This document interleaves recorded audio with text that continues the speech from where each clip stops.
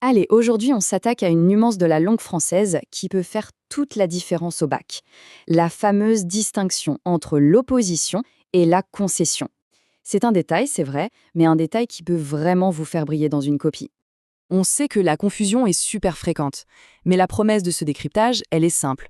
D'ici quelques minutes, non seulement la différence sera limpide, mais on aura en plus un outil infaillible pour ne plus jamais hésiter. Bon, on commence par le plus simple des deux concepts pour se mettre en jambe. L'opposition, dans le fond, c'est juste l'expression d'un contraste, d'une différence.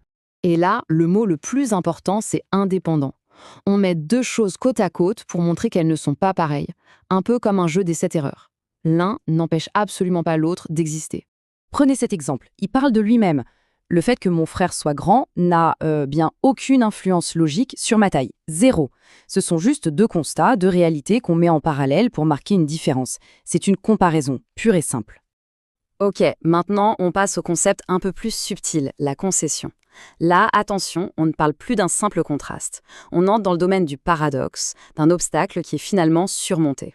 Voilà, c'est ça l'idée centrale de la concession. C'est une attente qui est déçue. On a une cause qui devrait normalement produire un certain effet, mais à la place, il se passe quelque chose de complètement surprenant. La chaîne logique est cassée en quelque sorte. Regardez cet exemple, c'est très parlant. Cause, il pleut. Logiquement, on s'attend à quoi? Qu'on reste bien au sec à l'intérieur. Mais non, le résultat, c'est une promenade. L'action de sortir se produit malgré la pluie. La cause, la pluie, n'a pas eu l'effet attendu. Bien, maintenant qu'on a vu la théorie, passons au moment que tout le monde attend.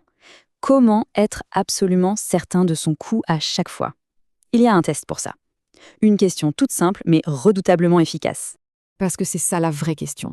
Devant sa feuille, le doute s'installe. La bonne nouvelle, c'est qu'il existe une sorte de passe-partout, une clé qui fonctionne à tous les coups. Et la voilà, cette fameuse clé. C'est cette question toute simple. Est-ce que le premier fait aurait dû empêcher le second? Cette question, elle nous force à chercher le lien logique. Si la réponse est non, c'est une opposition. Si la réponse est oui, bingo, c'est une concession. Allez, mise en pratique immédiate, on prend cette première phrase. Il fait froid, mais il y a du soleil. On se pose la question. Est-ce que le froid a le pouvoir d'empêcher le soleil de briller? La réponse est non, bien sûr. Ce sont deux faits qui coexistent parfaitement, sans lien de cause à effet. Aucune logique n'est brisée. C'est donc une simple opposition. Facile. Ok, deuxième exemple, un peu plus fin. On part de la même base, il fait froid. Mais cette fois, la suite de la phrase, ça concerne un comportement. Alors, on applique notre test. Est-ce que le froid, en toute logique, devrait pousser quelqu'un à mettre un manteau? Bah oui, absolument, c'est l'attente logique. Et comme cette attente n'est pas suivie des faits, la logique est bien brisée. C'est donc une concession.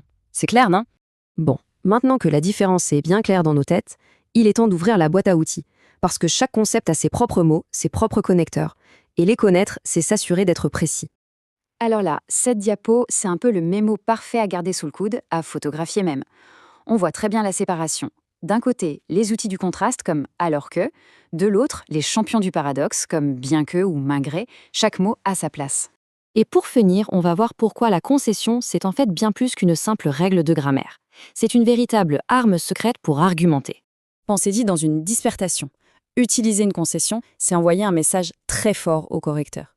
Ça montre qu'on ne voit pas le monde en noir et blanc, qu'on est capable de reconnaître la pertinence d'un argument adverse, pour mieux le dépasser et renforcer sa propre thèse. C'est la marque d'un esprit vraiment affûté. Cet exemple est parfait. Le certes, au début, c'est la concession. On donne un point à l'adversaire. Oui, le progrès a des défauts. Et puis, le cependant arrive comme un coup de théâtre qui rend l'argument final, il est indispensable, encore plus puissant, presque inattaquable. Pourquoi? Parce qu'on a déjà montré qu'on avait pesé le pour et le contre. Et voilà, l'opposition constate, la concession surmonte un obstacle.